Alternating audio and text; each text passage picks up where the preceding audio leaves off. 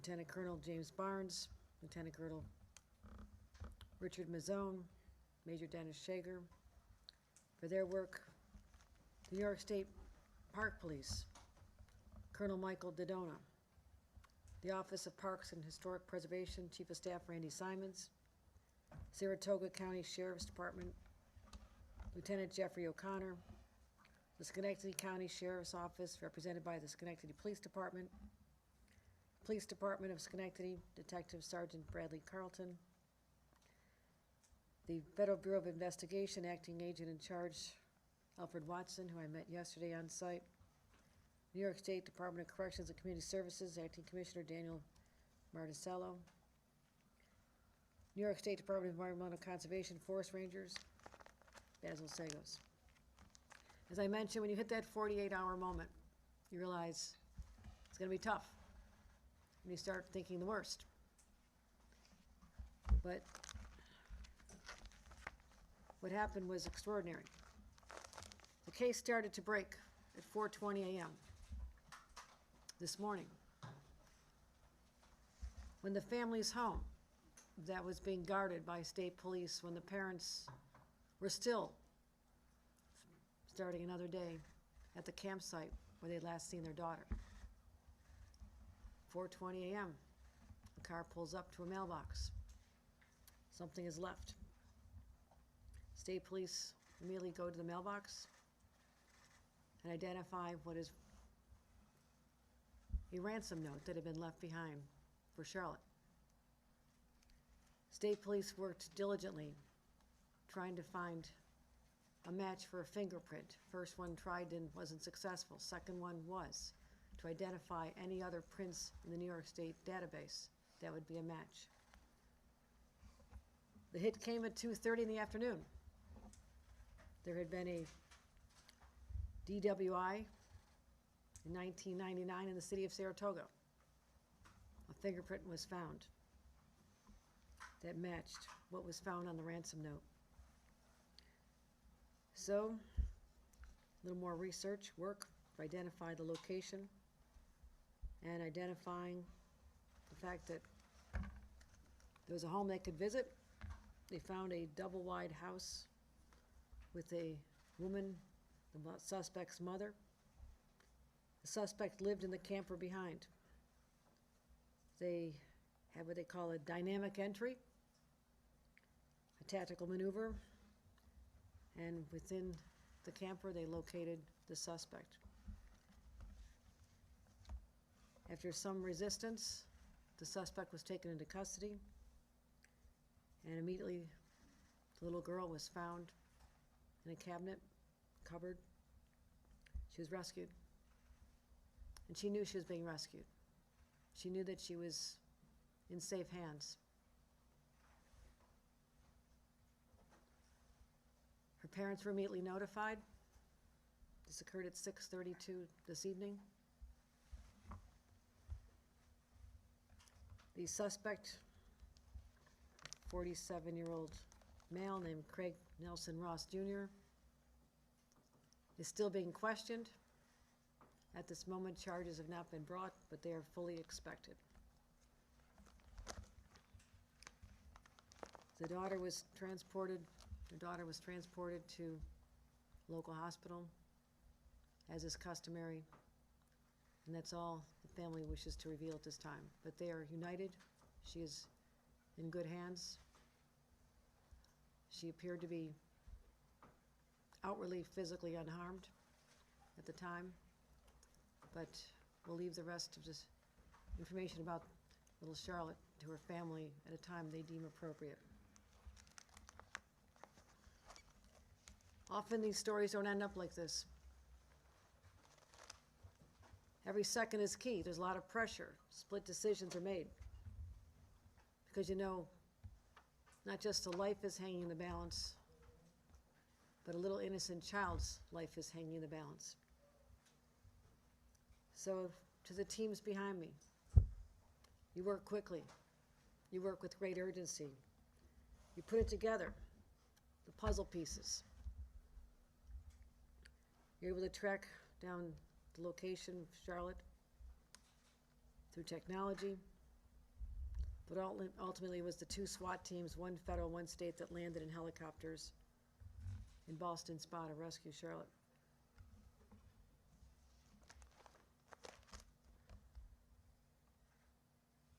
Still pretty overwhelming, because all of us feared the worst. But I promise Trish and Dave, they be reunited with little Charlotte once again, and she see her 2 sisters, one 10, one 4 years old.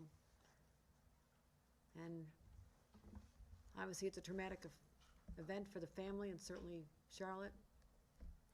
And we'll continue to keep this family in our prayers as they heal.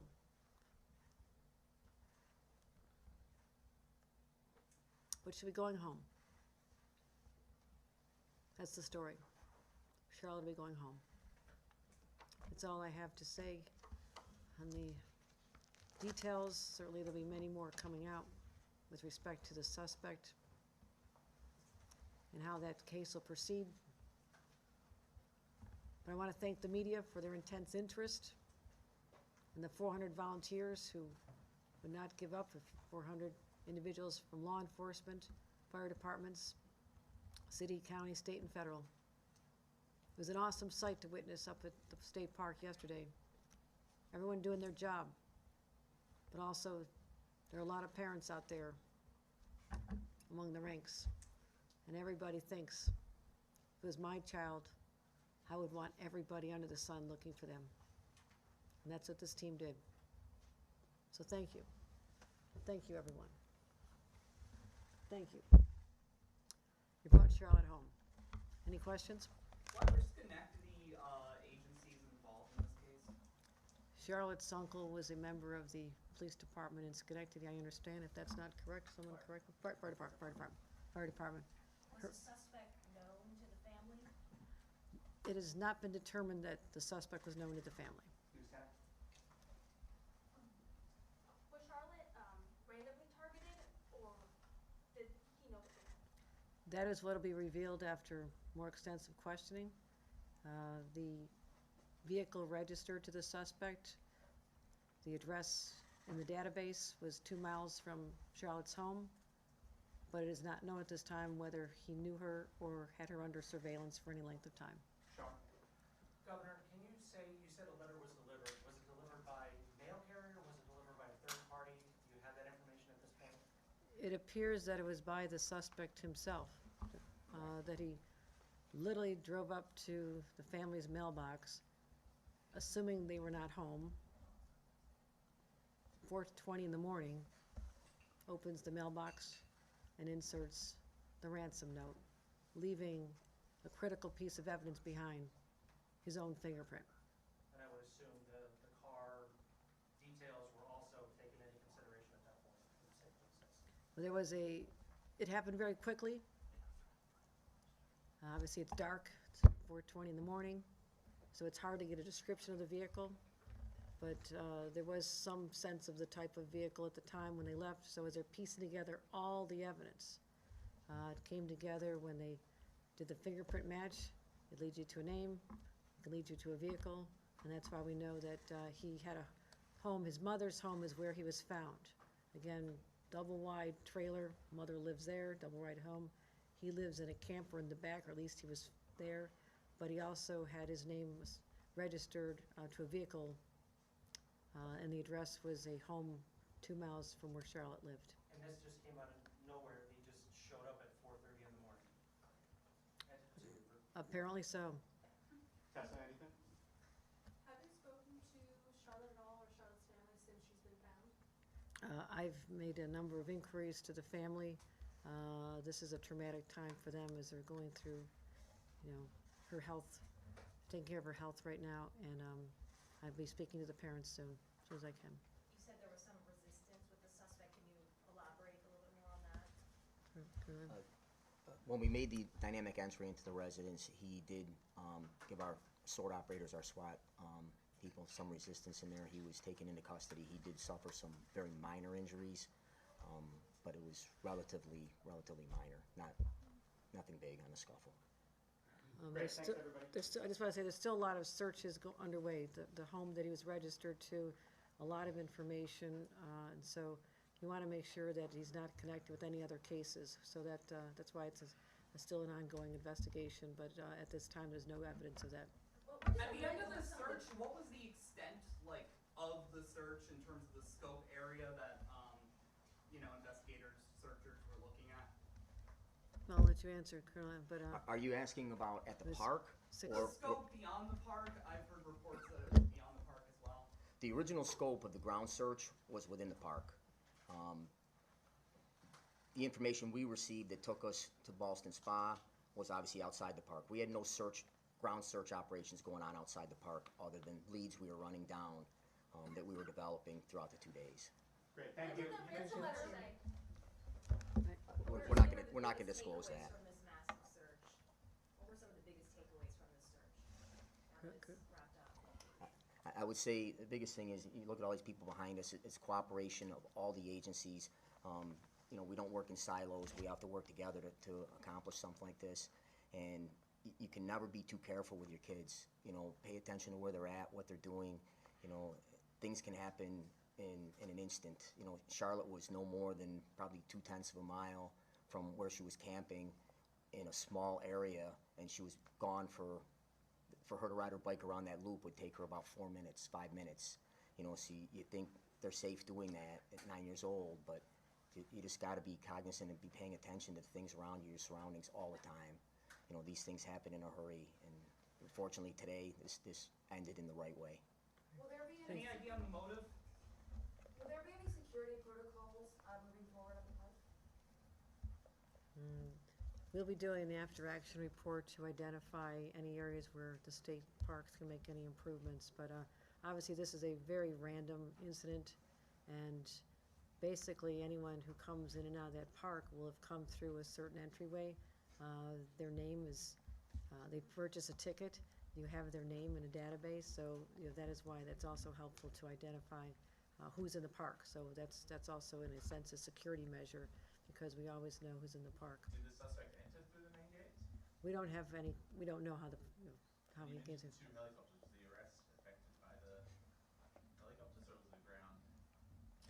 Go ahead. The arrest wasn't done by helicopter because of the seriousness of this incident. We brought in sword operators from throughout the state, and to expedite this, because obviously it was very time sensitive, we flew about 10 of our sword operators from downstate to be here to help with this entry. We normally operate about 6 or 8 people on a team. We had probably 20 sword operators make this entry with an FBI regional SWAT team. Tell them what the sword stands for. What SWORD stands for is our Special Operations Response Team.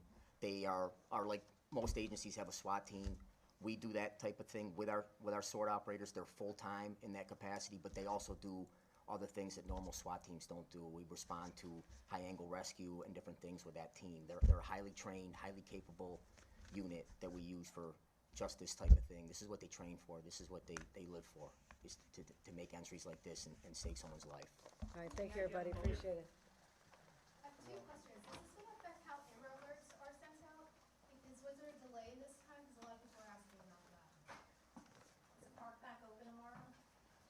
We'll have to get back to you on that. I would assume it'll probably be back open, but we'll make sure. Will they be Any idea giving of an the update tomorrow? Any updates tomorrow that we should be aware of? When we have more information, we'll have updates on our